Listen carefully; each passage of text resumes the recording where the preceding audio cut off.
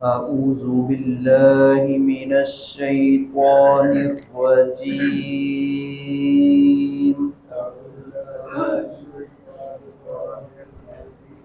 بسم الله الرحمن الرحيم.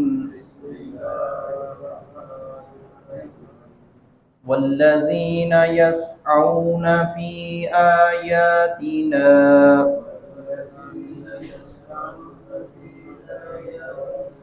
معاجزين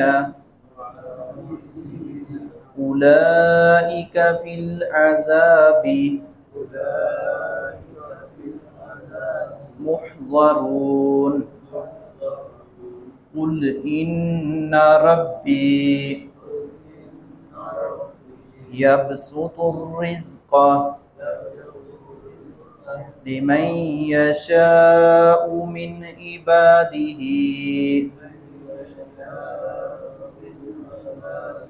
ويقدر له وما أنفقتم من شيء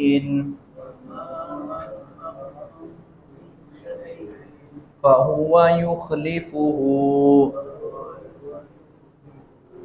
وهو خير الرازقين.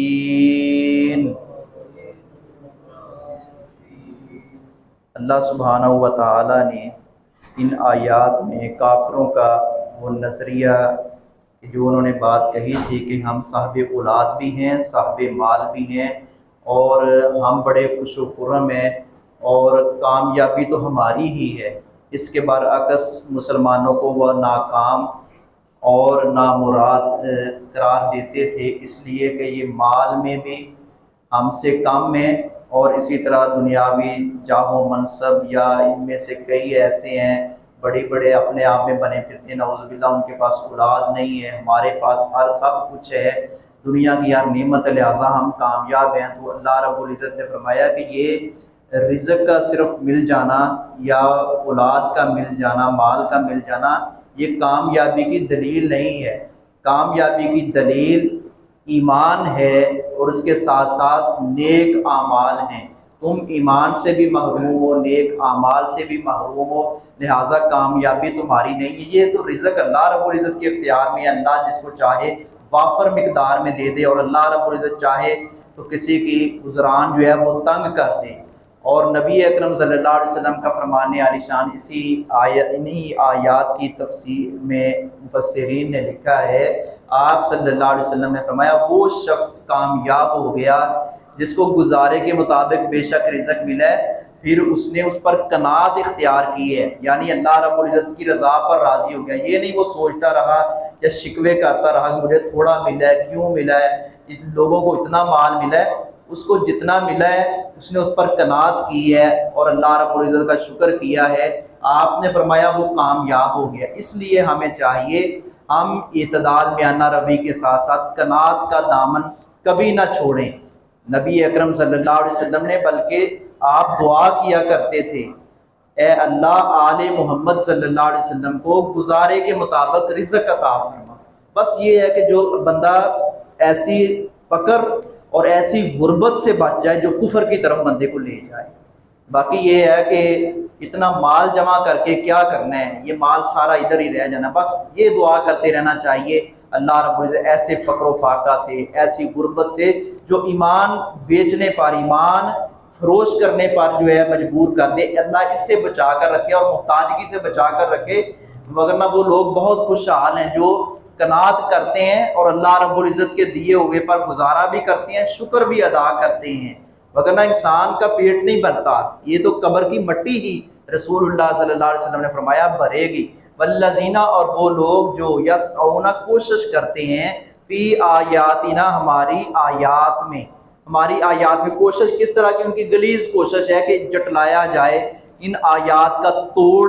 کوئی نئے سے نئے انداز میں پیش کیا جائے، لوگوں کو اسلام سے دور کر دیا جائے. معاجزین، عاجز کرنے میں، اللہ رب العزت کو عاجز کرنے میں، کہ اللہ رب العزت کی آیات کو جو مانتے ہیں ان کو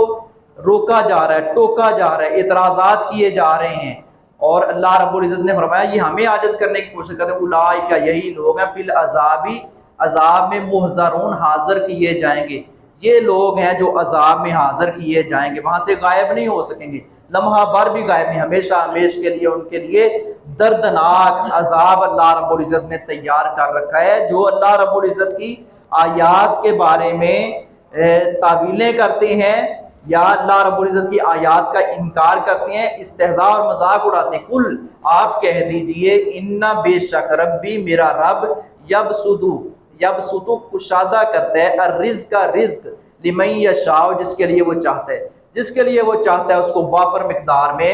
رزق عطا کر دیتا ہے، من عبادی اپنے بندوں میں سے، وَيَقْدِرُ لَهُ اور وہی تنگ کرتا ہے اس کے لیے، وہ چاہے تو اسی بندے پر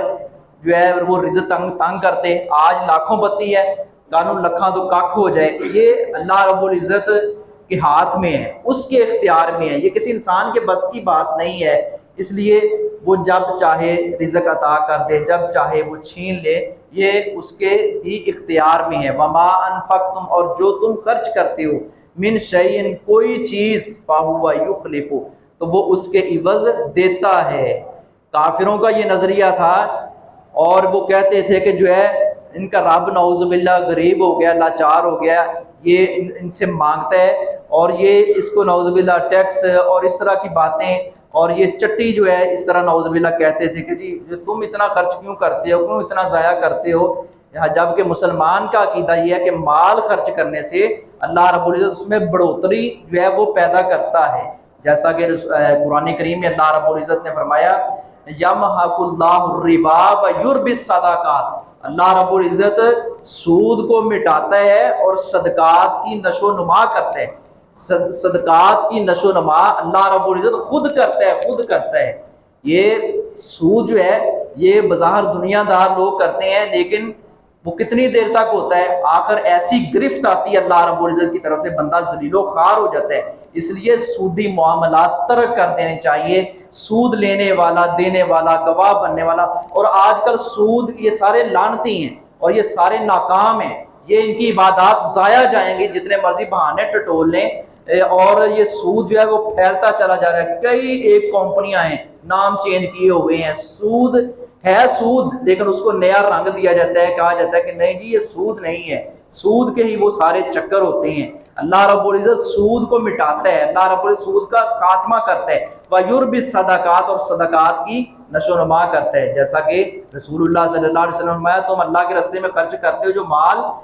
وہ کھجور ہی کیوں نہ ہو اللہ اپنے دائیں ہاتھ میں لے لیتا ہے اور اس کو بڑھاتا رہتا ہے، جیسے تم اپنے بچڑے کو پالتے ہو نا جانور کو لا کر وہ بڑھتا چلا جاتا ہے، ایسے خرچ تم نے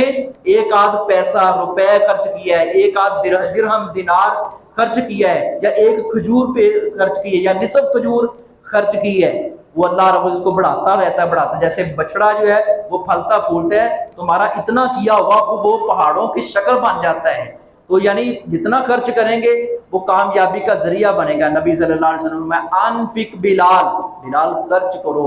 لا تخشا ذل عرش اقلالا،